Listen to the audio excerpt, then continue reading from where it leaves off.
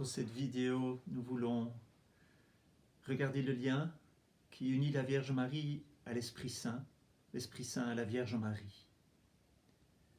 Pour ensuite regarder les 20 mystères du chapelet, du rosaire, et apprendre à vivre davantage de ces mystères dans notre vie quotidienne à travers la prière, à travers la contemplation de tous les mystères de la vie de Jésus, avec Marie, en Marie et sous le souffle de l'Esprit Saint.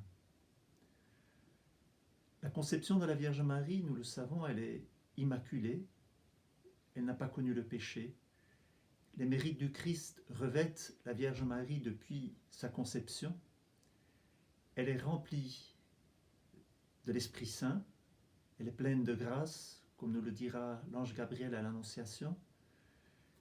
Et donc tout au long de sa vie, la Vierge Marie va vivre sous le souffle de l'Esprit Saint. Et même s'il y a une croissance dans sa vie divine, elle sera toujours pleine de cette grâce. Elle sera disciple, elle sera fille du Père, mais de par sa docilité, de par son humilité, elle peut être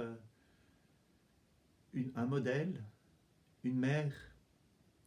Et souvenons-nous que Jésus nous la donne au pied de la croix.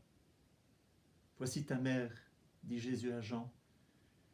Et par Jean, c'est pour toute l'Église que la Vierge Marie est donnée à tous ceux qui veulent vivre plus et davantage sous le souffle de l'Esprit Saint, plus proche de Jésus et plus proche du Père. Toute petite, la Vierge Marie se consacre à Dieu.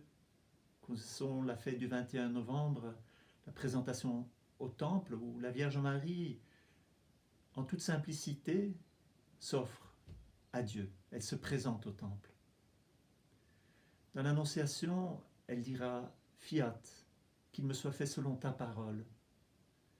Elle est docile à la parole de Dieu, à l'invitation du Père à accueillir le Verbe qui veut s'incarner en elle. Tout au long de sa vie, elle sera docile, elle écoutera la parole, elle gardera la parole. Et sous le souffle de l'Esprit Saint, elle vivra à l'unisson du cœur de Jésus, dans l'écoute de toute la révélation des prophètes, de la loi, mais surtout de toutes les paroles de Jésus. Elle sera debout au pied de la croix. Pourquoi est-elle debout au pied de la croix? Nous avons l'habitude, nous croyons souvent que l'Esprit Saint est donné à la Pentecôte, et c'est vrai, d'une façon charismatique, l'Esprit Saint est donné à la Pentecôte. Mais la Vierge Marie, déjà, au pied de la croix, reçoit cette révélation et reçoit l'Esprit Saint. Elle accueille l'Esprit Saint pour que, avec elle, toute l'Église puisse l'accueillir dès notre baptême, dès les mystères de la croix qui nous sauve, qui nous relève et qui nous donne la vie divine. Le cœur de Jésus sera transpercé à la croix. Il en jaillit de l'eau et du sang. Au dire de saint Augustin et de toute la tradition de l'Église, nous savons que c'est la vie de Dieu qui nous est communiquée à travers cette blessure. Ce sont les sacrements qui jaillissent du cœur du Christ.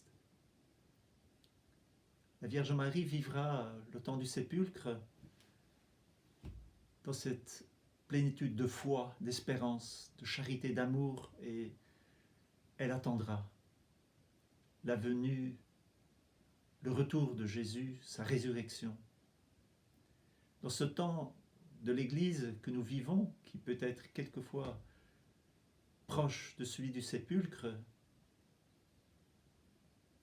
où Dieu semble mort, où Dieu semble rejeté, où Dieu est rejeté, où il est mort, pour beaucoup, c'est peut-être ce mystère que nous vivons dans l'Église et que nous pouvons demander à la Vierge Marie de nous aider à recevoir l'Esprit Saint pour vivre ce temps, qui est un temps difficile, comme elle a connu ce temps difficile du sépulcre, que nous aussi, plus pleins de l'Esprit Saint, nous puissions vivre ce temps d'épreuve pour vivre et pour espérer la victoire du Christ dans nos vies.